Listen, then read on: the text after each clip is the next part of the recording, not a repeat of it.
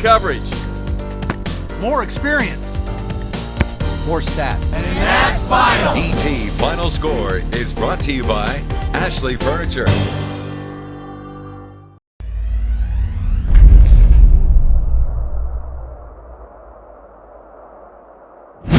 Hello, football fans, and welcome to our ETFinalScore.com high school preview show.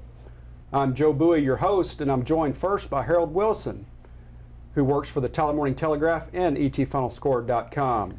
Harold covers the John Tyler Lions and District 16 4A. Well, Harold, first off, let's talk about that shutout that the John Tyler Lions had last Friday night.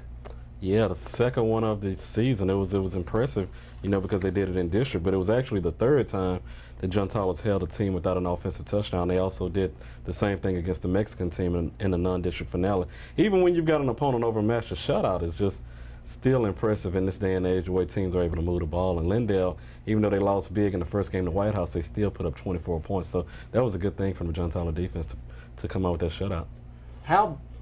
Just talk about how stifling JT's defense was. How much did Lindale struggle to move the ball in that game?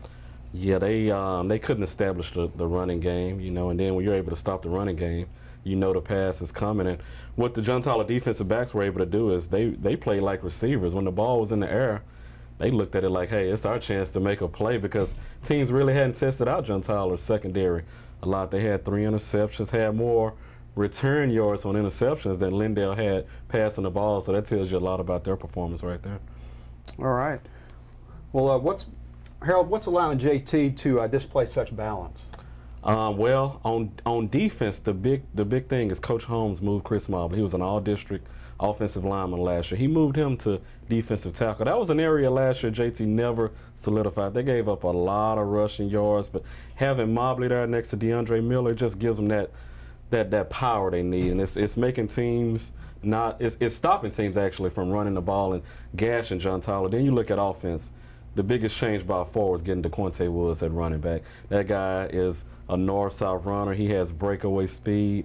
He had almost 100 yards last week, 150 total. He helps them out in the return game, and he starts at outside linebacker. That gave that offense the balance that they needed, because you knew what Greg Ward and the receivers could do. But now John Tyler's looking like more of a threat to run the ball also. And what position did Woods move from? He was playing the slot receiver, the inside slot receiver, which he touched the ball maybe 4 or 5 times on offense. Now he's in the backfield. He's getting it a lot more. He's showing that he's durable. Coach Holmes calls him a throwback guy to the 90s. He's one of those few guys that can play both sides. Darian Flowers also does it too. He starts at receiver and at cornerback. And is he considered the starting running back? He is a starting running back. Hadn't been playing as much on defense, but I know if they need him, he'll be out there. He usually gets one highlight hit a game along with Richard Gibson, but right now running back's been his main focus these last 2 weeks. All right, focus into this week. Is this homecoming for John Tyler? Yes, homecoming. Okay, Friday. And they're playing the Jacksonville Indians 7:30 Friday, Trinity Mother Frances Rose Stadium. Correct. How does this week's challenge with Jacksonville compare to preparing for Lindale? Well, you look at Lindale and the week before, of course, John Tyler was facing 2 teams that were still banged up. Lindale was missing their top 3 offensive weapons, whereas Jacksonville just got their quarterback, Carter McCowan, back in the mix to start district when they beat Nacogdoches. So Jacksonville right now is more so at full strength. You saw the capabilities last week with them pushing undefeated White House to overtime, nearly pulling off that upset. They showed what they could do on offense. So this is a team that, whereas last week I think the thought was how big will the margin of victory be, whereas this week Jacksonville's coming in with the mindset, hey, we can play with John Tyler, maybe even knock him off if things fall our way. Pass-run ratio, what would you say Jacksonville has been so far this year? I think they're about 60-40. They look like in favor of pass? Yeah, in favor of pass. Yeah, this team, they want to spread it out and throw the football. And they got the receivers to do it. Coach Chris Tabor, was the Chapel Hill offensive coordinator last year when they won state. He's got 2 of the better receivers in East Texas. D.D. Franklin, our player of the week, after catching 11 balls, 238 yards last week. You got Darrell Menifee, 3-year starter. He was offensive newcomer of the year as a sophomore with Greg Ward. So they've got some talent over there at Jacksonville. They've got some defensive talent. They just been getting gashed or averaging 30 points, but they're giving up 30 points also. And we talk about the family that yes. McCown comes from.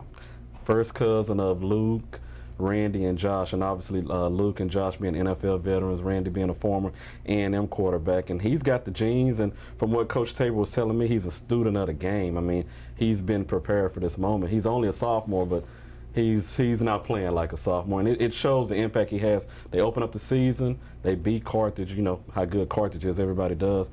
He gets hurt that next week, and they struggle. He comes back these last 2 games, and they look like a completely different team. Do you happen to know how many times these two teams have met? I believe I want to say it's 4. I want to say it's 4, JT up 4-0. Because I remember when they first played, I guess, Jacksonville at Rose Stadium against, would have been Josh McCown or Randy McCown. Yeah, Randy. Randy McCown. Yeah, Randy. And then they played the next year in Jacksonville, which I was at that game. Yes. And then when they got back in the same district, they played the last 2 years. But you know what? John Tyler's always won, but it's never been a comfortable win. Yeah. Even the years where they jumped out, well, I guess the exception would be that 95. JT was defending state champions. Yeah. But Jacksonville's had their moments. I tell you what, they've always played John Tyler tough. Football, basketball, they look like this is a challenge they like getting up for, the big team, John Tyler. So, say a couple things about the district. I know, JT and Whitehouse are out front at 2-0. Yeah, then you got Jacksonville and Corsicana in the middle. They're 1-1. You got Lindale and Nacogdoches both 0-2. It's going to be tough for those two teams. I think, coming into last week, Whitehouse was matching JT tit for tat. Last week showed maybe they're a little vulnerable. They still won the game, though. They look probably more beatable now than they did last week, but, I mean, they hadn't lost yet. They're explosive. They can move the ball on everybody. Jacksonville, a scary team. I don't know if they can win the district. Corsicana, a solid team that I think is going to get better as the season continues to progress because they'll get healthier and healthier. But I think John Tyler Whitehouse still a front runner. It's still looking like that last week will be a showdown for them. All right, Harold, we'll see you next week on the show. All right, now I've got Robert E. Lee beat writer Chris Perry with me. Well, Chris, unfortunately, Robert E. Lee is now out of playoff contention. So what do these last 3 games mean for the Red Raiders? Well, I think I saw a little bit of this when I went to see the team on Tuesday when I did my feature story. And you can see some sophomores moving up into the varsity level. You can see a little bit. It's a chance for some of these younger guys that they're now going to be given an opportunity to play varsity so the coaches can see what they have as they look towards next year. Now, that's not to discount the seniors and the juniors that are on the team this year. Well, I talked to Coach Piskey. I said, "What do you have in store for Mesquite?" He's like, "We're going to try to win the football game. We're going to go try to upset this football team."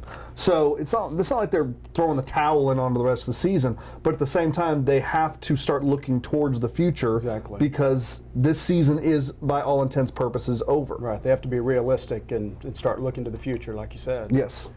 And so this week, the Red Raiders have first place Mesquite. Yeah, they couldn't pick. I mean.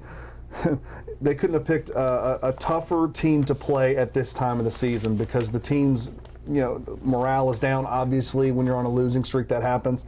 And I think it would have been nice if they'd have beaten Rockwall last week.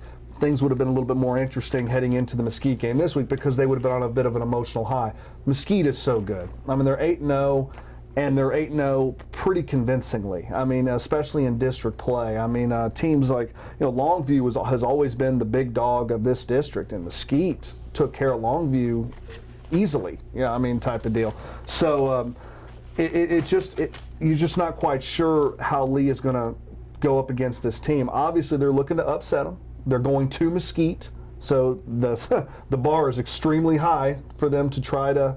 To do something special. Mesquite has just a terrific offense, led by their quarterback, Alex Cooper. The young man's thrown for 2,350 yards and 17 touchdowns. Wow. Are they with only 2 interceptions? And they're one of those. They're a spread type team. They can run the ball too. But they really go through Cooper. And Lee had a bit of a. They got a chance to see Cooper last year.